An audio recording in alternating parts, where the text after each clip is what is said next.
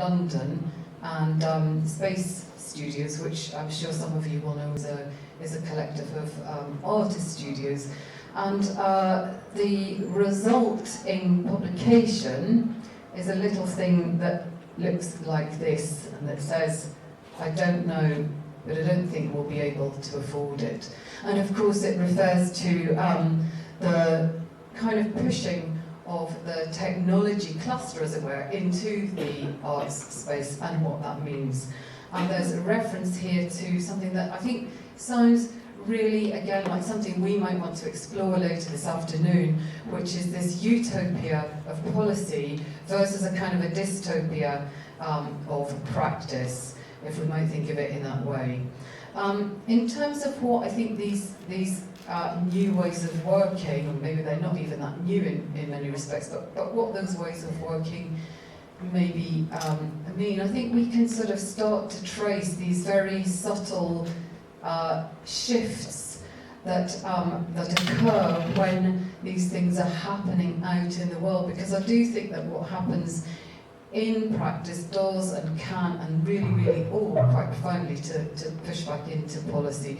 So we're already starting to see things like Arts Council England, for example, developing MOUs, Memorandums of Association, of Understanding, with universities. They have one with University of West England, with Leicester de Montfort, I think, and also with Queen Mary in Mile End. But we're also seeing as well that those methodologies for connecting people, for bringing people together, are starting to also take root in other more policy-connected spheres. So, for example, Digital Catapult in the last year or so have also been hosting initiatives such as Researchers in Residence, where they bring professors in around areas to do with data and other technology concerns. So that all sounds very interesting, very positive, very self-congratulatory, but there is another side, of course, to the being on the ground in terms of where we are. And I talked briefly, or just kind of mentioned that notion of the utopia, the policy, and the dystopia, the practice. And I think, we've got some really big challenges ahead here. We moved very recently, we moved our operation out of central London, and bucking the East London trend, moved to South London, in fact moved to Croydon. Some people would say, well, that's not London at all, but it is. And we're seeing there as well a really rich, very interesting kind of resurgence and growth of brilliant cultural activity. And I think culminating with this festival there just happening in the last couple of weeks. Now, that's really wonderful, and I think it's really important that we applaud this, but I also wanted to sort of just point us to this. Now, Shrublands Avenue might not be on our immediate radar here today, but some of you will know that it's the space where the young Rekha Ahmed was attacked the other week at the pub, just outside the pub, just above the red dot there. So I think we have this kind of paradox here that's kind of unfolding in the city, and I think it's really important that we address, the fact that the sort of spaces of hope that we have around our culture can so easily become spaces of something an awful lot darker than that. So, I mean, although we have many challenges, I just thought that it would be quite interesting and quite useful for us today to maybe highlight a couple. And I think, the Institute of Race Relations brought out a report there just after Brexit, just last year, on racial violence in the Brexit state. If a hostile environment is embedded politically, why should we be surprised when it takes root culturally? And I think this is a big question for all of us here today. And I've also put a quote there by the artist and activist Suzanne Lacey, some of who people here will be familiar with her work. She talks about this notion of how do we turn to communities? What is it that we do to really turn to communities? And I think these are sort of key tasks here. So I have no answers to those questions beyond a very tentative suggestion that there might be tools that we have that we can start to borrow. There are many, many, many more than this. But I think, you know, there are networks out there. I think we should be working to attempt to influence policy. You know, there's things like the Industrial Strategy Consultation, which is open until the 17th of April. Some of us may not think that's got much to do with us, but I think these things do, and I think we should be using them to consult back. But I think as well, this notion that we've spoken about earlier today, how might we think about things like VUCA, volatility, uncertainty, complexity, ambiguity? Could we think about that as a methodology? And if so, you know, what would that look like? Could that help us to think about some of the issues that we have in today's city? And also, I think this notion, Nesta, I know, have been doing some really quite interesting work on notions of frugal innovation, for example. I wonder as well whether we should be looking at these notions too, these notions of things that seem to persist, those small things, small-scale cultural and other things that are going on that I think we should be championing, but that seem to sort of fall through the cracks somehow. So that's my very imperfect sense of the start of a kind of an embryonic toolkit. So thank you for listening.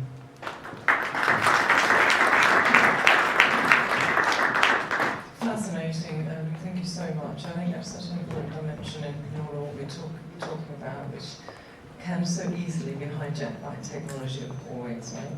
It's enormous. I think the whole people and culture dimension is really important. Paul Williams is Paul here. You were right there. Fantastic. Very warm welcome to you as well, Paul. I'm really interested in your perspective as well. So on the same theme, we're very firmly on the people agenda now, so really exciting. Warm welcome.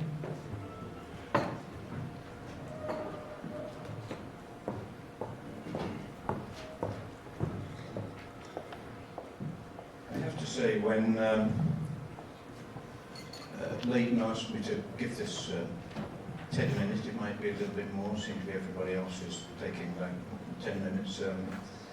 And on the second day and late in the morning, clearly I was very aware that the sort of people who have been speaking, certainly Paul, and even going right through the morning, they're going to be covering topics that potentially I would be. So I was trying to work out how, as Stanton Williams, the practice I work for, and we're working on a lot of cultural projects, both in this country and abroad in France.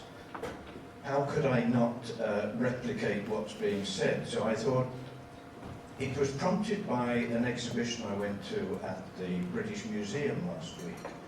I don't know whether any of you have been to it. It's in the entrance hall. And it's an exhibition really based on, you could say, refugees. And I'll just show you this.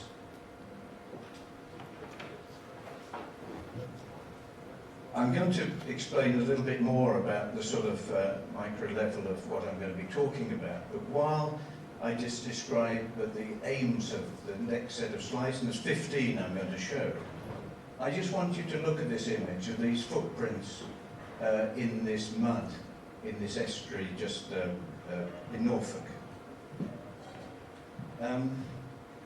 I said what's really interesting about this morning.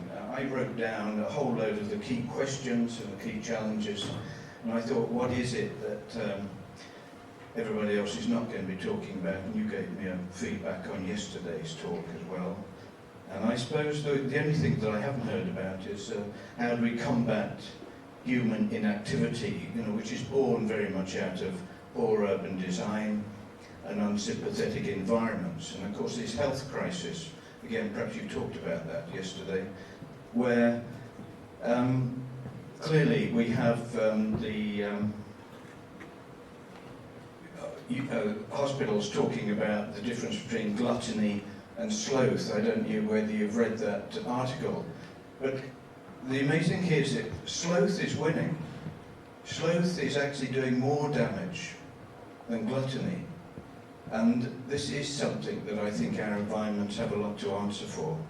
So, other than that, and obviously the lifespan and the cared ageing community, which we are actually starting now, projects coming into the studio which are actually asking us to be designing these new communities for aged people, which is quite interesting.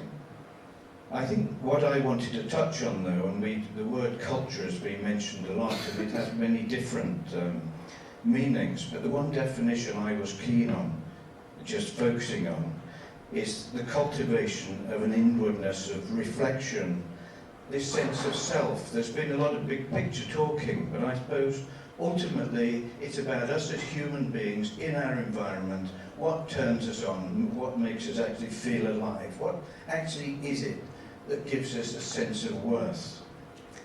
And you know, it empowers us as individuals. And if we're agreeing, which I think we all are, that the environment is key to stimulating our senses, our engagement, our sense of well-being, then smart cities has to facilitate that and support life in all its diverse and spontaneous ways. And I say that only because what we see around us is very much the opposite. That in terms of progress, these monocultures that lead to gentrification of an area, it displaces local communities, and that sense of belonging that is so important, our sense of which actually promotes this sense of self-worth. This disenfranchising that's going on all around us. And in a way, it's the glue that binds communities together, and it binds generations together. And this is part, surely, this lack of rootedness that a lot of us feel is part of endemic problem within a city like London. So I suppose what I'm also saying in the slides that I've selected is that smart cities should not eradicate the traces of the past. Too much regeneration can suffocate, I think, and that they cover up the past. You know, they erase, they deny the importance of memory. And this came home to me many years ago when I first came back from India, having spent a number of months out there, and actually feeling I wanted to get away from the smells and the sound and the senses and the dust. But actually, as soon as I got off the aeroplane at Heathrow, I hit this tarmac, and this sense, this earth, the dust was still on my shoes, and I saw a radical difference here between an earth that is covered up, that denies me the place that I'm on, whereas coming from a country that in a way is celebrating that. So I think these traces of our past are fundamental triggers to our imagination and curiosity, and storytelling is fundamental to sense of place as well. Now, this slide, I'm not sure how many of you are familiar with it.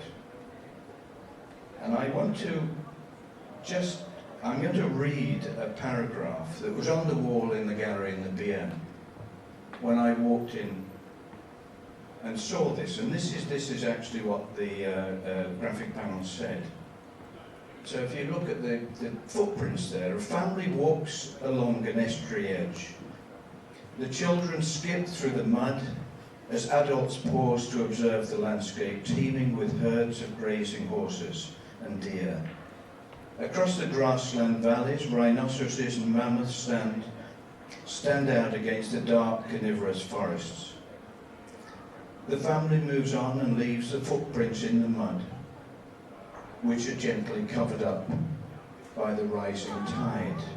Now, I don't know whether when you're looking at that image, you're aware that that scene actually happened nearly 1 million years ago. And those footprints have remarkably remained there under the silt. And it was only in 2013 when there were storms and it pulled away the top part of this muddy estuary that actually these footprints in Hillsborough were uncovered. And the British Museum, I think it was St Mary's and the National History Museum have been working on that, using photogrammetrics, and they've actually shown now that these ancient footprints were made by a group of 5 people, a family, most probably, 2 children. The way the feet are actually positioned, the children are dancing around the parents, most probably. And the interesting thing about all of this is within 2 weeks of these being found, the photogrammetric taking place, it eroded and they disappeared. And so that sediment that had been there for nearly 1 million years just almost evaporated overnight. But this estuary that we're looking at here actually was the old estuary for the Thames, which used to be, 800,000 years ago, used to be opening up at the top of Norfolk, because it was part of the landmass of Europe. We were connected at the time, and the estuary was taking a northern pass. So from this deep history to the present day, natural, which continues to happen, natural and cultivated forces have pushed these people across the world, and many stories can be told, many challenges of survival that bring hope and opportunity. This is very much a part of that. These northern Spanish people, which we know that none of the Keller stones were actually found in this country, but they know they existed at that time. Actually, they then obviously moved back to their homelands further on. So this was one of the first early migrant situations. Now, I don't know whether the story changes the way you look at that, but I was in Norfolk at the weekend, and certainly that changed my way that I made my way to Hillsborough and looked at the landscape in an incredibly different way. Now, is this any different?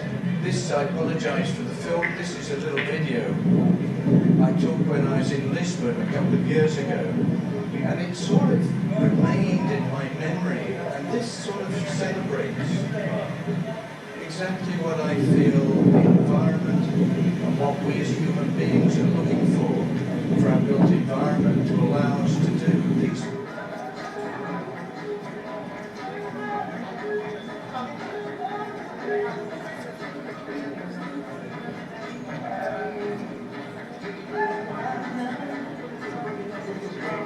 The remarkable thing about this is, these young adults that are obviously enjoying, engaging in all their senses, the sight, the hearing, the touch, the smell and the taste. But what they're also engaging in is this using their sixth sense, which is this proprioception, which is the one that informs our bodies of our position in space, the ability of that sense to know where we are in relationship to our surroundings. There's life.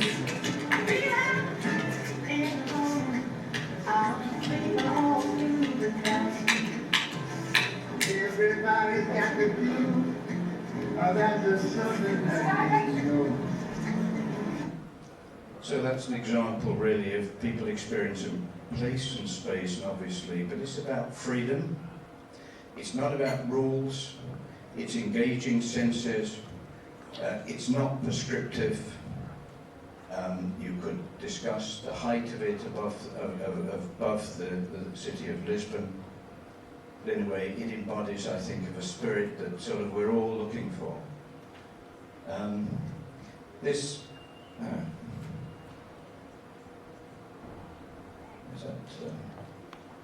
We worked, this is an image here of a boy, and when we come back to, we're talking about space and this sense of one's own self, one's own being, and how the importance of play is part of our growing up.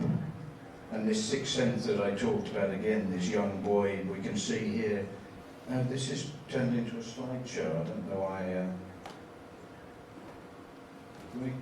Can I flick it on? Thank you. I'll flick, yeah, if that's all right. I mean, how many of you here, I mean, these are these round earth columns that are in the Yemen. But either this little boy or girl actually feeling his or her body against these, you can actually sense, we have memories within us of the hand, no, against the, I've either got to move very quickly on this slideshow. But I think the beauty of this, and certainly as architects and any of us working spatially, is the understanding here that if you were to move those columns a little bit further away from each other, the child wouldn't be able to climb up, and certainly if you move them closer together, they wouldn't be able to climb. And I think this sense of space and our awareness of the space we're in is fundamental in being a part of that. Me? No, it's still so important. Yep. Okay. So if I flick. We move on to community, and here Izumiyaki that we worked with many years ago. We worked on his first shops in London. We worked with him for 15 years. Izumiyaki is a Japanese fashion designer, always considered himself to be an architect because he's actually designing the space between the cloth and the skin. But here we have these three women clearly working with the fabric, and the movement of the fabric on their body, the sensualness of it, the sheer enjoyment of that movement is something that, again, our environment should celebrate and facilitate.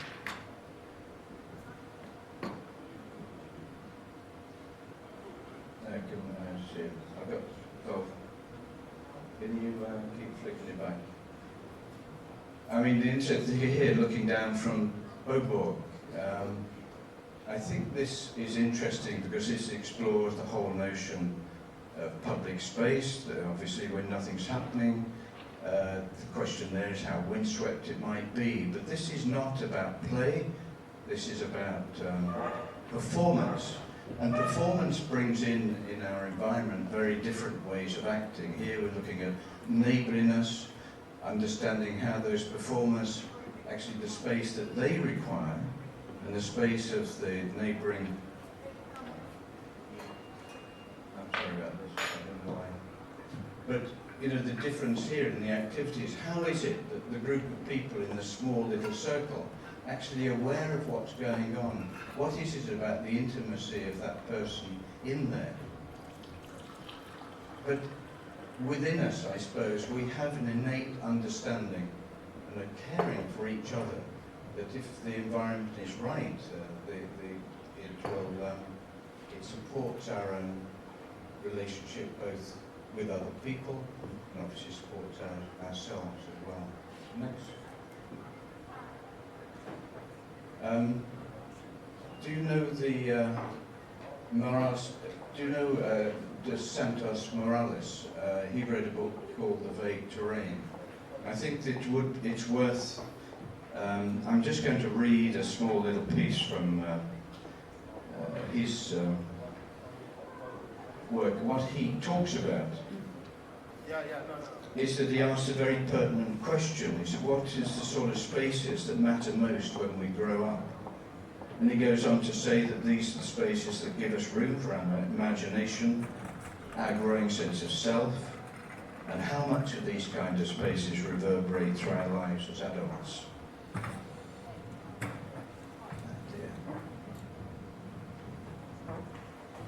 And I think that's something that as we grow up, I mean, I can remember I had a sandpit in the garden.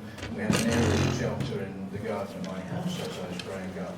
And it's in those places that were not owned by my parents. It was actually, they were my spaces, and it was allowed my life to develop and my imagination to develop. Again, I put that into our environment around us. Why do these children actually produce a sort of, you could argue, sort of back of a building site to play in? What is it? What is that inherent quality within us, that this desire to dig, you could say, to to explore these sort of unknown, sort of vague territories, as you call them. I'm not quite sure why I put this slide in. Paul said that, but I suppose the point here was to bring up footprints up to date. What is it about marks, marks in the environment, not only historic marks, but here at the, obviously that's in Hollywood. And then you know the work of the, did anybody go to see the crack at the Tate? Now why is it there's an artist, this Colombian artist, actually could create a crack in the turbine hall, and why is this huge fascination with the pulling apart of the earth, the crust, and looking down into it? I come back to the tarmac. You know, our landscape, our earth is too covered. It's claustrophobic, it's suffocated. We need to be exploring. Paul talked about architecture that moves both upwards and downwards, and clearly these things that touch us and engage our imagination. Architecture in London and spaces generally are dulling, hugely dulling, fairly vacuous places, soulless places. You know, moves like this are something that suddenly trigger responses, and I think it's this triggering of these simple moves in the within architecture, the spaces in between, that are so fundamental to make us feel alive. Absolutely. And then there are different, obviously, artists over time. This amazing fascination with digging the land out and putting things back. We have the Ethiopian churches, which are all exploring light and shade and coolth, and why necessarily build at all? Why not build down and inhabit the rock at the low levels? I was going to say Sli.do is a good example of that. He embodies all of the sort of public realm moves in terms of privacy, open spaces, and that sense again of being a part of something. And then finally, I'll move on. I think obviously the remarkable success of the High Line, but I would argue that there's wonderful success of our canals and this almost Huckleberry Finn Mississippi adventure that you go down. It's unfortunate about the bicycles and the speed at which they move at, but I think the spirit of what a canal has is where it triggers imagination again. It makes us our sense of being alive. I think that's important, and going through tunnels. The sound is something that's added to that. And then finally this image of Central St. Martin's. It's the reworking of an old granary building at King's Cross. And I won't explain why there's a Leonardo anatomical drawing there because I've run out of time. I'm sorry, I don't know why Technology, it's stay focused on the people. So we've got 2 more slots to go. So if we can be sort of fairly disciplined about time, because we are running quite late and we want to get on with the sort of sessions to discuss our actions. So next up is James Williams, Director of Public Health. No, that's your old title, isn't it? You have a whole new title, you know that as well. But James can introduce himself. Really good of you to come. Really keen to hear what you've got to say. We're all welcome, James. So while we're sorting the technology out, can everyone just stand up for me? Stand up. Because apparently sitting is the new smoking, so if anyone smokes and sits, then your life expectancy is going to start dripping away.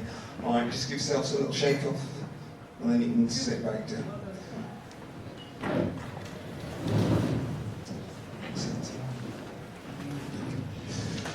Right then, so I'm not going to try and bamboozle you. In fact, I'm going to try and do this from memory. I've got a few notes on there, so if I wander over to that table. So I'm a Director of Public Health. I'm Director of Public Health for Medway. I'm moving from Southend, where I come to. Anyone been Southend? Yeah, Kiss Me Quick, cockles, eels and all the rest of that. Actually, Southend is a very, very up-and-coming place. And if you haven't been down there, we're talking about art and culture. You know the Poppy exhibition? Poppy Wave? So we launched that yesterday and it's down there until June. So there's my pun for my previous employers. 3 concepts of health, what are they? Because you lot are being taught to most of the day, so I'm going to get you to do a little bit of work in 10 minutes. Health, what's it mean to you, madam? Well-being. Well-being, all right. Subjective, okay. Anything else? I'm going to come down here with a man that's going to get choking on his drink, because I know that you're an eminent person. Health, what's it mean? Health is not having any particular problems to worry about with your body. That day? And going to the gym. All right, and going to the gym. Okay, so medical, traditional, that means that your body's a machine and you can fix it with various things, pills, taking things out of it, putting things into it. Somebody mentioned behaviour, I think it was Carl, yes, and the bits and pieces that he was doing on the stairs. So again, that's about lifestyle. So we talked about sitting, sedentary behaviour. I think Paul's talked there about coming back to people, how we do our things. And I'll come on, I'll challenge some of those bits a little bit later on, but what we do. And then we've got this thing which is all about our environment, and this is where you people are so well versed in it. I'm not even going to go there, but we do know the impact of all of these things leads to us being able to live and grow and develop and thrive, or not.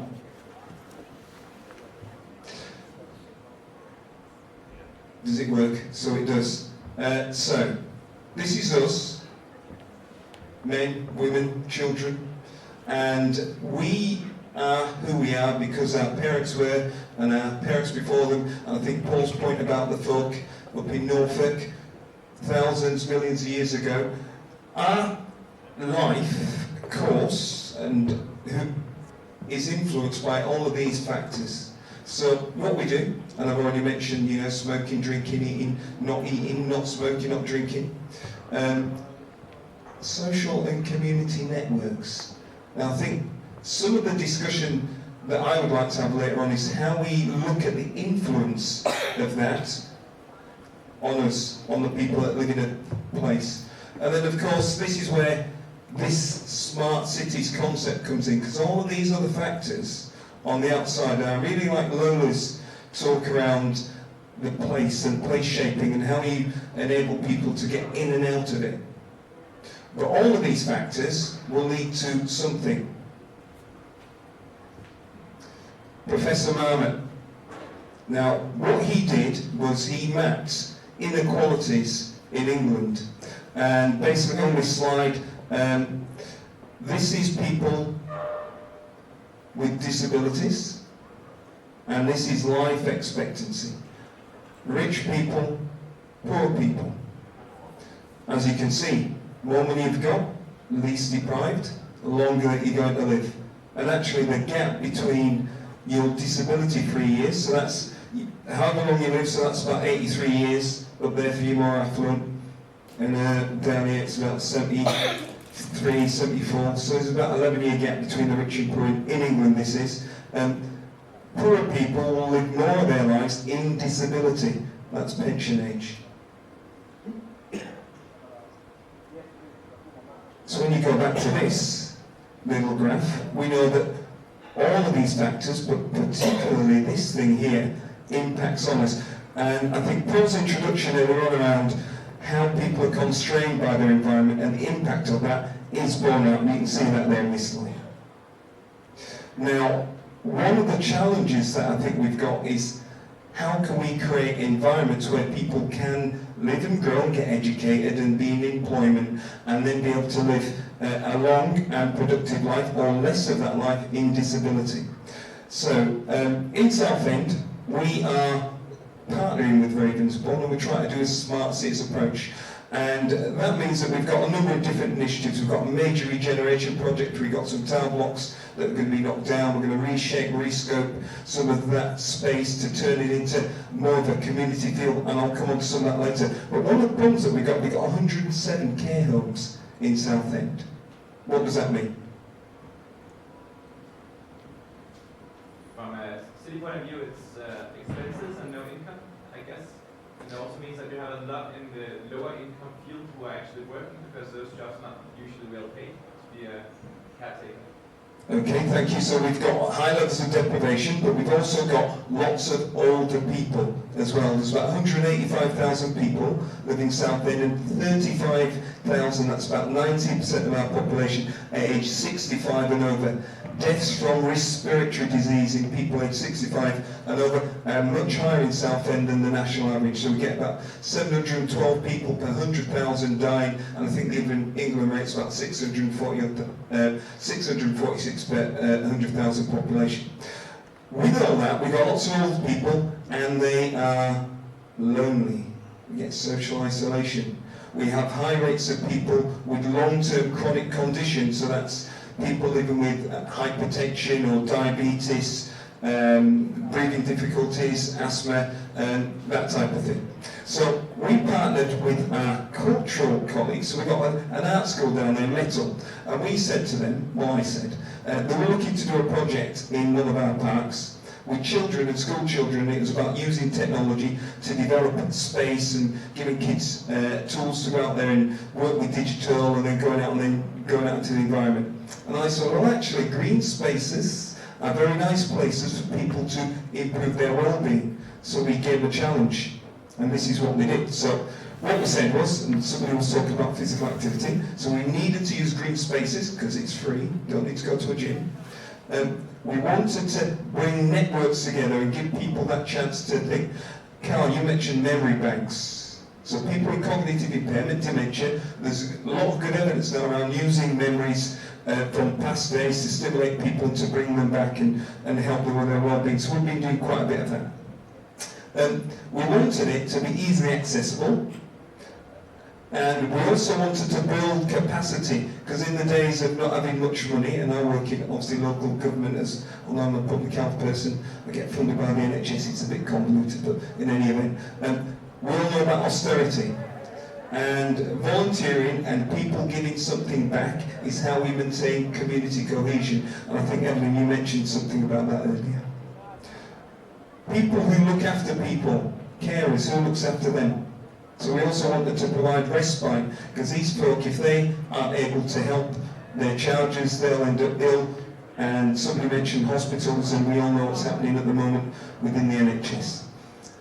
But we also wanted to bring together those people who are working in those statutory organisations with our voluntary sector, because there can be another way.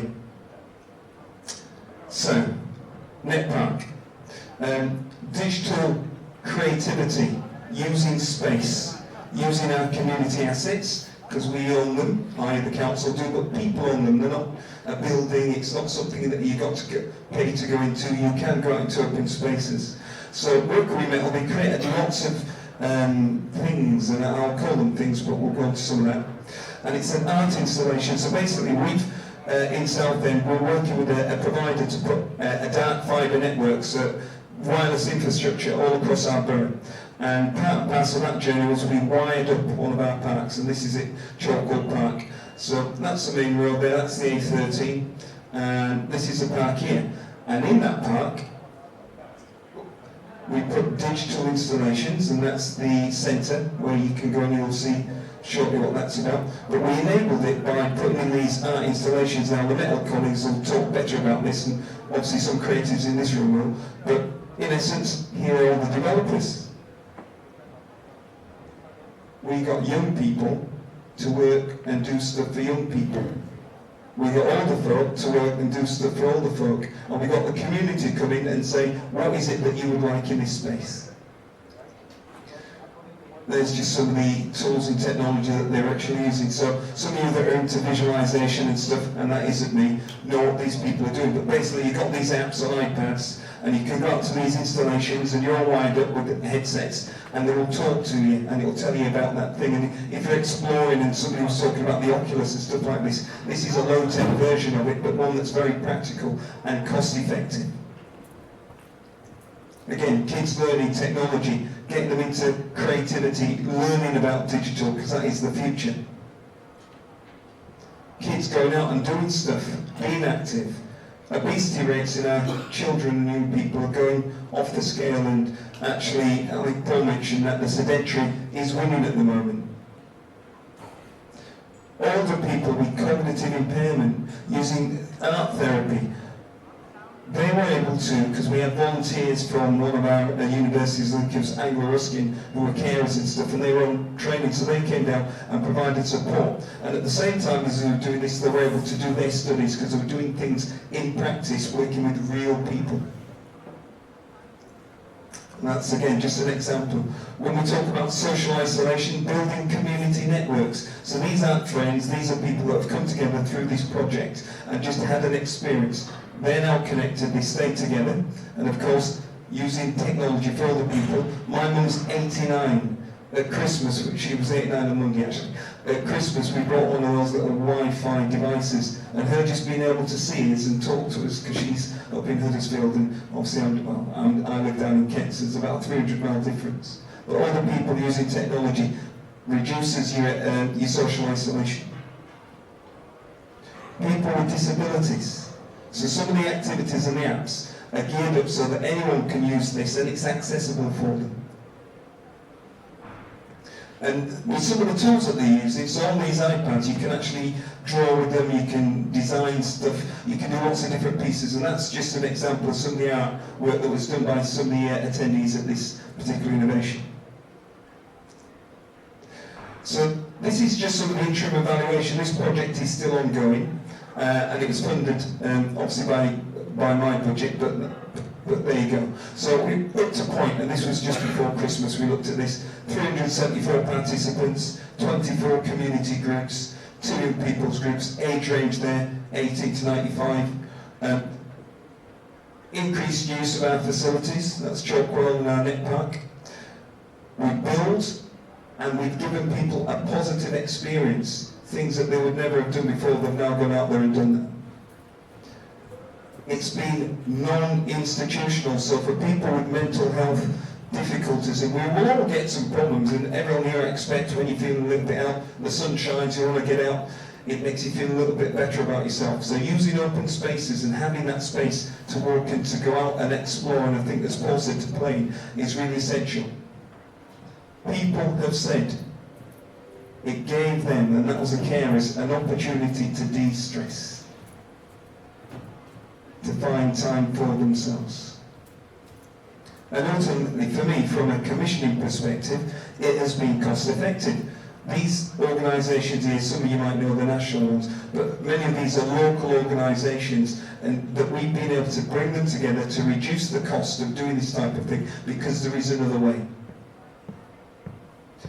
And that just gives us an outline. Some of these are linked into national targets, but in essence, the 5-year forward view, just as an outside, for those of you that are thinking about this stuff, is the national strategy to move away from curing diseases. It's about preventing diseases. And the built environment and the environment that we live in can help people to live longer, to thrive, and actually build and grow communities. And that was a piece of digital work that was done on iPad by one of our young children. Okay, thank you. It's absolutely fascinating, James, and I... Can I ask a question? Yes, absolutely. Yeah, I did. Yes. How involved have you been with for example, the mobile phone operators or any of the larger companies in the area? Because yeah, there are very clearly lots of larger companies who have lots of capability. We work with Vodafone, but I mean there's many others, of course. But have you actually engaged with these larger companies about getting them involved in providing Wi-Fi or things like that? So I think the question is how we've been involved. The answer is yes, and actually when we go into the session around... yes, so I think I mentioned at the start of this, so we in Southend have embraced the Smart Cities agenda, and we have got a number of different partners, and I think I mentioned the Wi-Fi up of our borough, so we've got lots of street furniture, lampposts, and other bits and pieces. In there we're using telematics, so we're putting into the lamppost, you know, little Wi-Fi signals. We've got Southend's prone to surface flooding, so we're using sensors. We're partnering with the companies to put culvert sensors in, so when the water table rises, we've got an intelligence hub, so we're trying to bring in lots of different bits and pieces of our information. So we are doing some of that work. We're moving forward with it, but of course, I would like to explore more, and just listening here to some of the opportunities that I think that are available to me, how I could develop that even further, so perhaps we can have a side conversation afterwards. It sounds really fascinating, and what I really want to ask you about, James, as well, and we can pick that up in the round tables, is how you engage the older people, because we started to have that conversation yesterday actually about, you know, when you try to do community engagement, who naturally tends to kind of get themselves involved in that kind of stuff are the folks who are digitally capable anyway, right? Younger people, you know, digitally savvy people. So how do we ever get to understand the needs of older people, disabled people, and those kind of things? And how do we? So I'm really interested to understand that. So to your point about, you know, older people working on projects for older people and so on, I think that could be a really interesting dimension in the whole community group thing. So. I put something up there on the Sli.do, so don't forget to put something up on the Sli.do so we can pick that up. But absolutely fascinating, and the way you've embraced it and what was going through my head was, so given that such a high percentage of your population is older people, I mean, how do you fund all of this? And that maybe some of what Steve is getting at in terms of involving companies and stuff to do this. The public-private partnership angle is interesting as well, isn't it? So fantastic, super interesting. Thank you so much, James. So we've got Nigel Coates with us today. So one more speech on, you're right here, on experience, which is the last of 8 sustainability themes. And after Nigel, we will then get into action. Over to you, Nigel. Don't forget Sli.do, please. Over to you. Thank you, Janine. At first, when I was going to speak to you today, I thought perhaps I'd do a thesis on the importance of experience in cities, but I've since changed my presentation and thought it would be a good idea just to show you one specific project. A project that I'm in the middle of doing right now.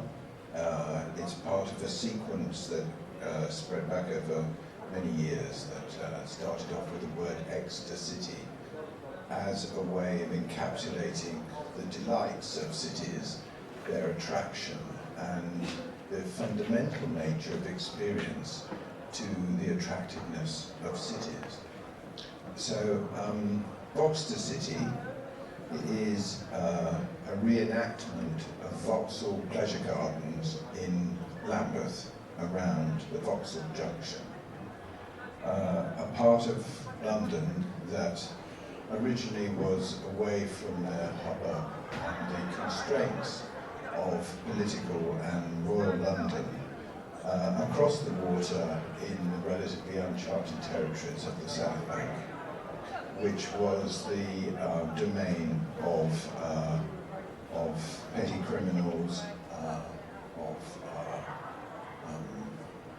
peddlers and prostitutes. And Vauxhall Pleasure Gardens was the first place in which the lewd and the attractive were brought together.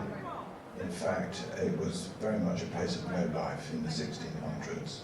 By the 1700s, it had developed as a location and was the first, I think globally, pleasure gardens where people paid a sum to go in.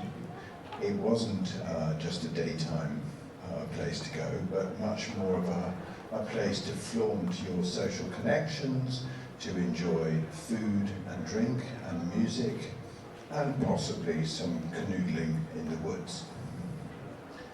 anyhow, on the subject of experience, I think experiencing directly is on the decline. It seems almost always to be mediated in some way or another. And, it's common practice. We think we're experiencing something special, and we photograph it, and possibly we post it, or maybe it just stays in our phone. But isn't it odd that the directness of experience is being distanced? And I think that architecture is partly to blame for that, because buildings get bigger, they get less accessible, public spaces get less public, and I think, if London's anything to go by, it somehow demonstrates the fact that much of London is privatised and distanced from accessibility by the people who live in the city. So other techniques come into play, such as Tinder and Grindr, and in a show, I think still at the Design Museum, called Fear and Love, there is a feature which brings into the arts institution the fact that applications such as these enable encounters that would otherwise have taken place in the city. And in gay world, which I know quite well, it's now not very frequent that people meet in the street, or in the square, or even in a nightclub, or in the woods. They're much more likely to meet online.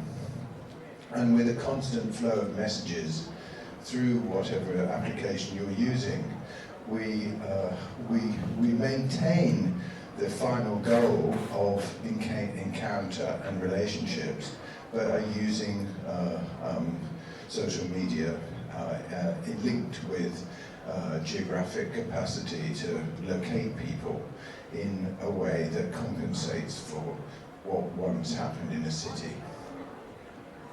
And not to be the agent of doom, I think that in thinking about smart cities, we really do need to remember that there is a whole debate which counters the possibility of proliferation of data, because our personal space is under attack.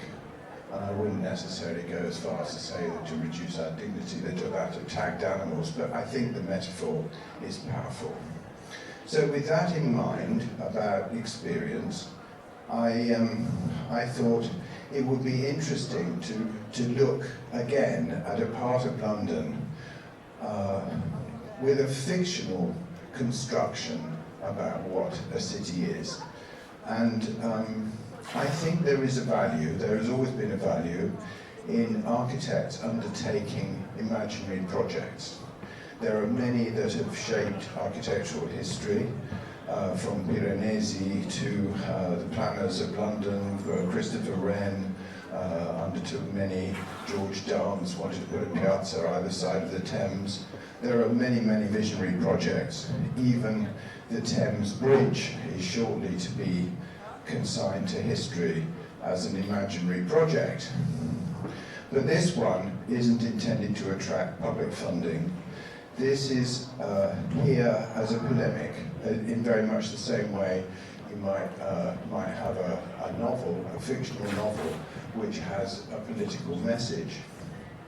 So how have I looked at the area once occupied by Vauxhall Pleasure Gardens, which was just to the east of the railway line that goes into Waterloo Station. Vauxhall Station is to the right of this image.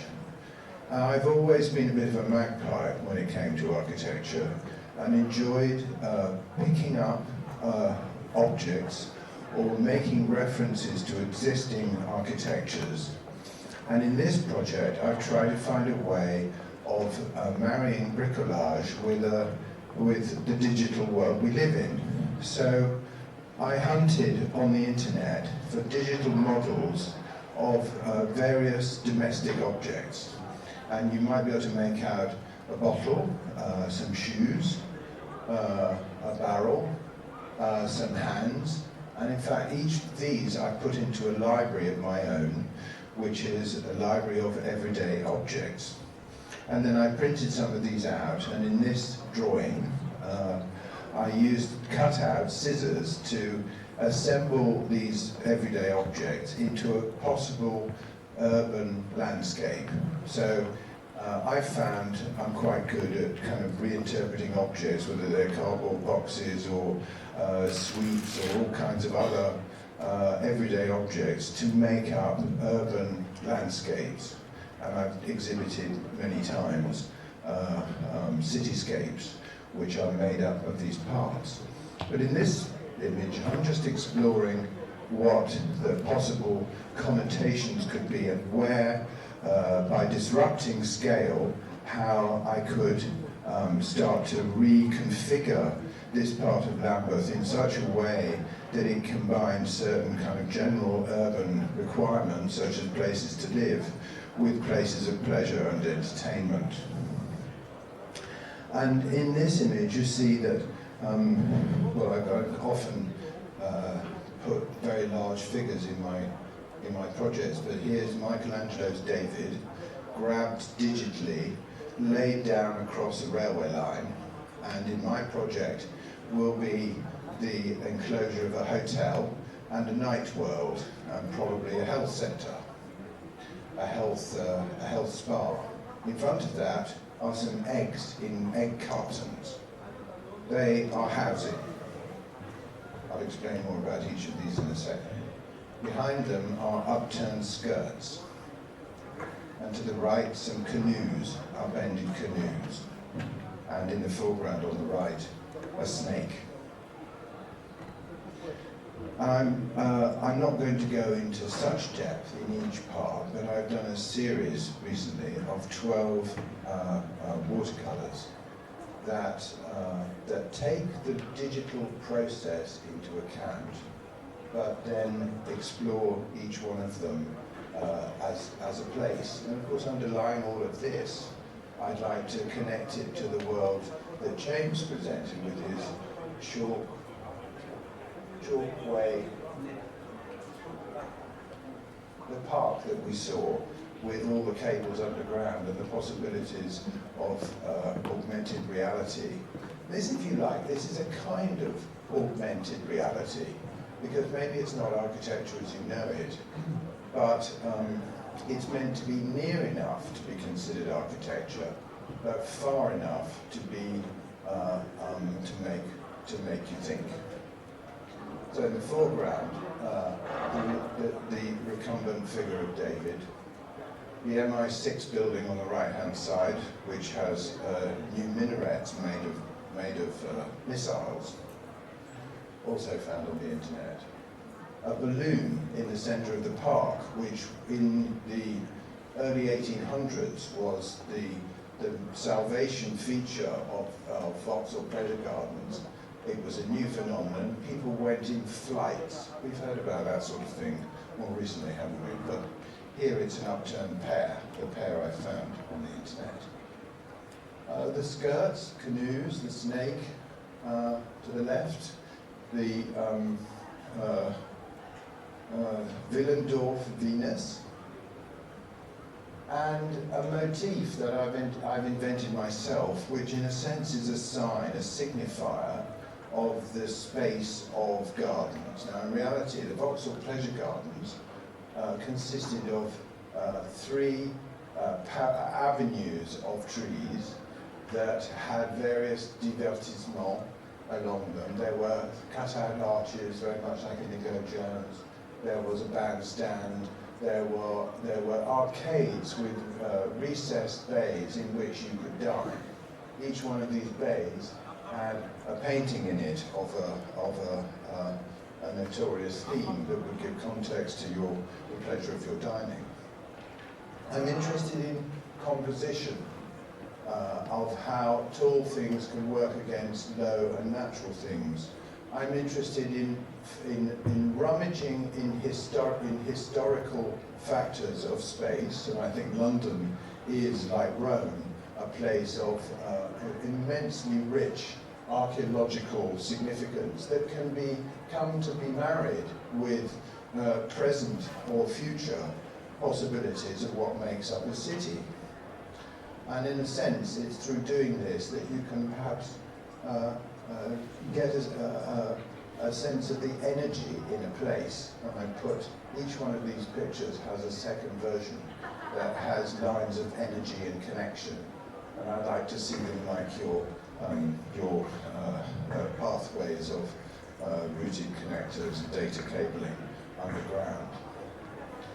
So you arrive at Vauxhall Station, and maybe that day there's this particular attractor, but then who knows whether it'll be the same the next day.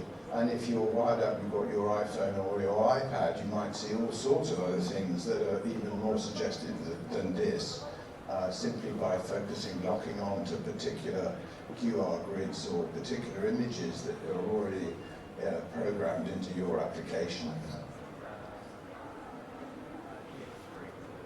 Out in the open field, I think there'll be an academy. I'm calling it the Lyceum Academy, which is one which occupies open spaces and covered spaces together, mixed perhaps with outdoor dining. So perhaps this Lyceum isn't just for kids, maybe it's for adults too, maybe it's even for old people.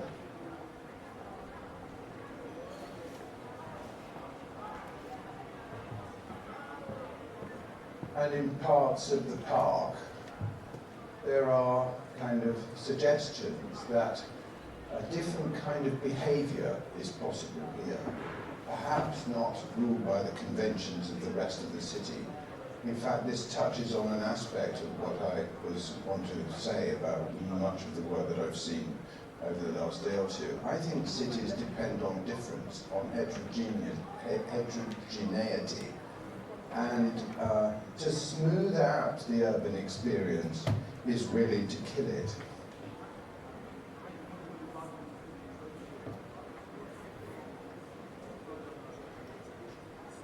And in the park, there are walkways that, in that strange figure eight kind of distorted loop. The pathways would rise up into the air. It reminds me of the Marina Bay Sands in Singapore, which I enjoyed immensely because it does not patronize the visitor.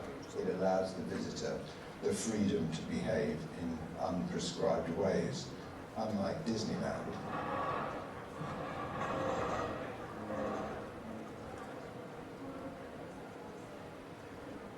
And some of the architecture is purely formed by human behaviour. Because this isn't prescribed, this is just imagined on my behalf. Public housing, I call this free-range egg housing, and touches on something that was mentioned yesterday, which was to build open structures in which the inhabitants can complete the projects. But you see, I've had fun with this, and I put in some eggs, the shell is cracked at the top, and there are bread soldiers sticking inside them, which of course have other flaws, and perhaps better views than some of the others.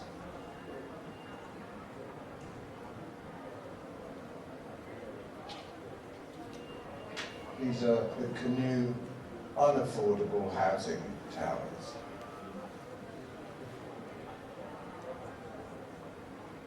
The best views of the Thames on the whole site. And the Prada Skirts buildings, which are upturned skirts with automatic weapons as lift towers. There's also a reference here to Royal Dobson's manufacturing works was close by the site, and I thought it appropriate in a kind of recherche attempt to define who we are as Britons, that we might include a bit of the willow pattern in our perception of the environment around us. So you see the two lovers on the bridge and their spirits in the sky as two swallows.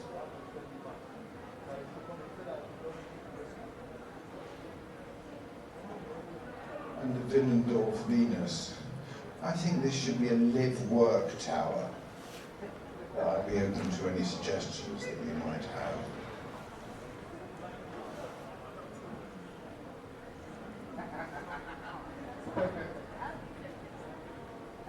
So we're touching on all sorts of aspects of what we talked about today, yesterday, where, of course, a city has to combine all the elements that we've talked about. But it perhaps emphasises a little more than the others the business of pleasure, and how important it is that pleasure is not simply a consumer experience, but is actually generated by the citizens themselves.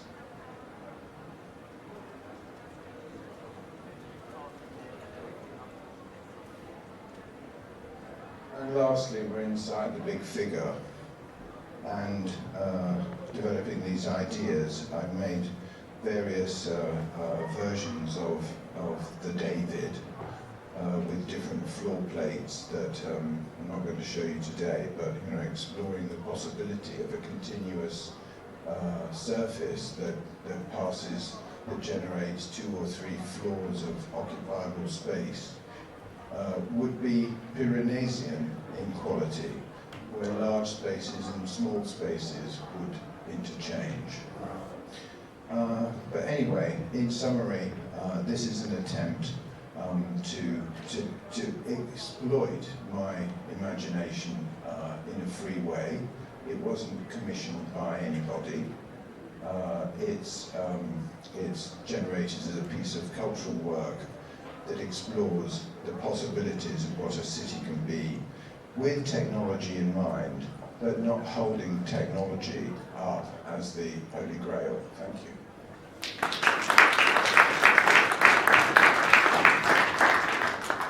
Thank you, Nigel. Fascinating again. That brings us to the end of the keynote inspiration talks under the 8 themes. Given we are running a little bit behind schedule, and some of you are a little constrained in today, I think what we should do is actually now break for lunch and turn it into a bit of a working lunch. So, as yesterday, in order to get your lunch, you need to have registered and get your red wristbands. If you don't have a red wristbands, you can talk to Leighton at the back. He is full of red wristbands. And then you can go to the cafe to the right and claim your lunch. What's going to happen after that is, absolutely, we have all the questions from yesterday, from the debate, and from this morning behind us. So we can just take a look at those when we come back. But I encourage you to have lunch, have a little bit of a break, come back. We're then going to put big posters on the tables with the names of the sustainability themes, so that once you've had a little break, I don't know whether we need to manage that. It would be good, obviously, if everybody kind of came back roughly the same time, so each table can start the conversation. So what time is it now? It's just after 1:05. Is it realistic to be back at 1:30? Yeah, in for 1:30. So if you go and Leighton says no. 2. I think probably what I need to digest the talk. But I think, you think 2 or 2, because I'm just conscious that should we do, because there's 1:45 coming out over here, so that you come back to the tables no later than 1:45. So, because some people are having to leave, I think, at the end of the day, hopefully not many of you, but so if you come back, having had your lunch, come back 1:45 to the tables, and of course, if you want to start before, you can. We're going to put names of the themes out on the tables, and then you can just allocate yourselves in that way, I think. And then we will talk about the exam questions, as it were, because it's really important we come up with the challenges we're going to address under each theme, right? So, see you back. Thank you.